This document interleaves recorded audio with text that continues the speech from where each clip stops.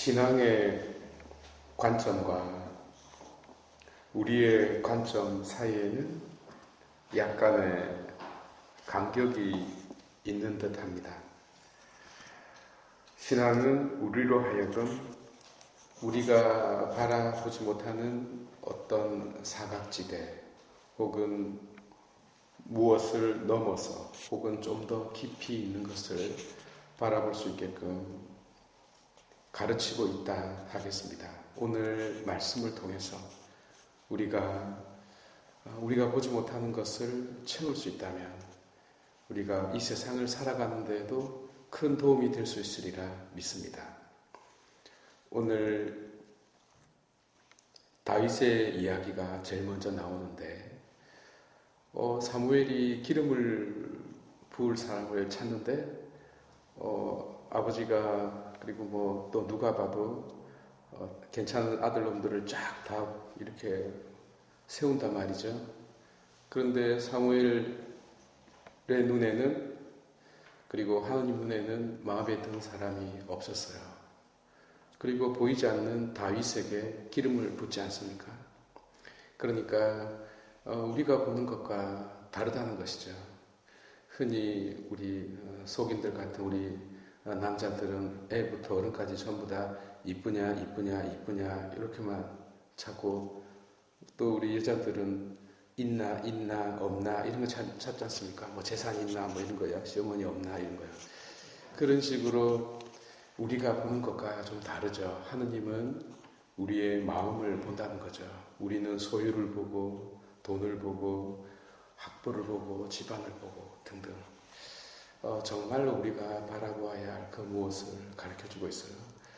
그래서 이 시야를 복음이 좀 더 확장시켜 줍니다. 태어날 때부터 소경으로 태어난 사람을 이렇게 예수님께서 이렇게 만나게 되는데, 그 사람을 통해서 이 제자들이 아주 흥미로운 질문을 합니다. 그래서 주님, 저 사람이 소경으로 태어난 거는 저 사람이 죄를 지었습니까? 그 사람이 죄를 지었을 리가 없겠죠. 태어날 때부터 소경이었으니까. 혹시 그 부모가 전생에 하도 못된 짓을 많이 하고 나라를 팔아먹어갖고 저렇게 됐을까요? 라고 흥미진진한 질문을 합니다. 그런데 예수님께서 그렇게 대답 안 하죠. 그 사람의 잘못도 아니고 그 부모의 잘못도 아니라고 명확하게. 우리 그렇게 생각합시다. 내가 왜 불행해졌고 어쩌고 저쩌고 내가 죄가 많아서 우리 부모가 죄가 많아서 조상이 죄가 많아서 그런 거 아닙니다. 확실하게 하고 또 넘어갑시다. 예수님은 아주 놀라운 이야기를 합니다. 그 사람에게서 하느님의 일이 드러나기 위해서라고. 예전에는 하느님의 영광이 드러난다고 그랬어요. 그런데 한번 이 말을 곰곰이 되씹으면 굉장히 기분이 나쁩니다. 그 사람이 태어날 때부터 장애를 가지고 태어났는데 그 장애가 하느님의 어떤 위대한 역사를, 영광을 드러내기 위해서 그 사람이 앞을 보지 못하게 태어났다? 받아들일 수 있겠어요? 어릴 때부터 수많은 불치병과 어떤 고통을 겪고 불행한 일을 겪는 게 하느님의 영광을 드러내기 위해서, 그러면 하느님을 위해서 그 많은 사람들이 들러리를 쓰고 있다는 거 아니겠어요? 얼마나 정말 기분 나쁜 일인가요? 이 이야기는 시로페니키아 여인이 자기 딸을 치유시키기 위해서 예수님께 간절히 구걸했는데 예수님께서 뭐라 그러죠? 자녀에게 주는 빵을 강아지한테 주면 안 된다고 그러지 않습니까?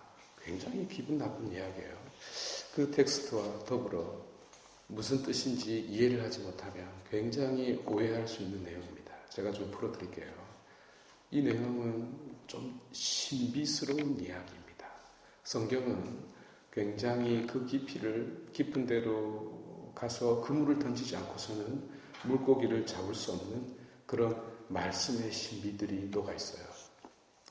이야기 하나 해드릴게요. 어떤 기구한 인생의 여인이 있었습니다. 괜찮은 집안에 시집은 갔는데 아이를 못 낳았어요. 소박을 당하고 또 이리저리 실패하고 그래서 흔히 인생의 미래가 안 보이니 어떤 폐가에 가서 목을 매달아 죽으려고 결심을 했던 모양입니다. 그런데 가서 보니까 어떤 거지 같은 오누이가 얼굴에 떼국물이 줄줄 흐르는 오누이가 배고픈 배를 이렇게 움켜쥐고 있었어요. 그래서 어차피 죽을 거니까 요놈들 밥이나 한 끼 먹이고 죽어야 되겠다 싶어서 밥을 따뜻한 공기를 해줬네요. 그러고 나서 이제 오후에 이제 죽으려고 준비를 하니까 이놈들이 동네 친구들을 데리고 왔네. 그래서 걔들도 너무 이렇게 배가 고팠던 모양이죠.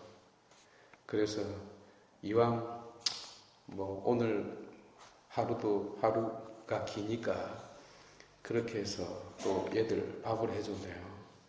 그러고 난 다음에 이제 그 다음날 준비를 하려고 했는데 엄마 이것들이 옆에 있는 동네 애들까지 또 데리고 왔네요.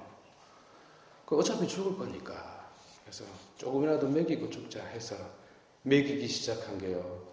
그 아이들을 전부 다 거두어서 씻기고 먹이고 가르치고 교육시키고 해가지고 우리나라에서 제일 많은 목회자를 낸 모든 친구들을 다 대학교 교수, 의사, 간호사로 만든 성모 마리아와 같은 삶을 산 여인이 있나이다. 이때 이 여인을 인생을 한번 돌아봐요. 그 사람에게 일어난 불행, 그 사람이 겪게 된 그 수많은 일들을 소박을 당한 거 한번 생각해 보십시오. 부모가 죄가 있어서 자기가 죄가 많아서 그런 일을 겪었겠어요?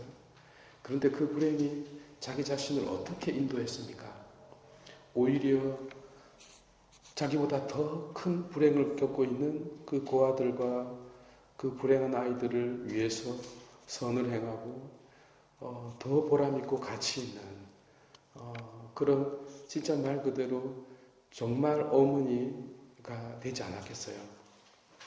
그래서 그 여인은 정말 불행한 삶을 살았지만 그러나 그 불행을 통해서도 하느님의 역사가 드러나는 것입니다. 하느님의 일이 그 여인을 통해서 드러나는 거죠. 그것은 제가 단적인 예를 말했을 뿐이고 우리 삶 속에서도 내가 태어난 환경, 내가 만난 사람, 내가 만난 이해할 수 없는 원수들조차도 그리고 내가 가지고 있는 여러 가지 아픔들, 병들, 심지어 내가 지은 이루 말할 수 없는 그 죄까지도 사실은 어떻게 되었죠? 나를 통해서 하느님의 영광이 드러날 수 있도록 오히려 내가 죄를 지었기 때문에 다른 사람을 용서할 수 있도록 오히려 내가 부족하기 때문에 너의 결함을 깨안을 수 있도록 오히려 내가 넘어졌기 때문에 너를 위해서 기도하는 사람으로 오히려 우리가 부족한 그 자체이기 때문에 그리스도 십자가 밑에서 그리스도를 따르는 제자가 될 수 있는 것입니다. 완벽한 자에게서 하느님의 영광이 드러나는 것이 아니라 보잘것없음 속에서 아무것도 없는 것 속에서 비천함 속에서 죄악 속에서 우리의 불행 속에서 우리의 고통 속에서 놀라운 하느님의 역사가 드러날 수 있다는 것을 보여줍니다. 그러하니 참으로 존귀한 지세포 성도 여러분, 우리의 인생이 어떠하더라도 또 우리의 집안 환경이 어떠하더라도 그리고 내가 지금 처해 있는 상황이 어떠하더라도 정말 우리가 겉으로 볼 때는 알 수 없지만 하느님의 놀라운 손길은 우리를 참으로 영광스러운 곳으로 참으로 신비롭게 우리를 이끌고 있다는 것을 굳세게 믿읍시다. 하느님은 그래서 바로 우리 자신들, 우리 각자가 필요한 것입니다. 하느님의 영광은 스스로 드러나지 않고 우리 각자의 이런 우리가 처해 있는 이 가장 그 밑바닥, 진흙과 같은 내 인생 속에서 드러나는 까닭입니다. 모두 일어나셔서 신앙 고백합시다.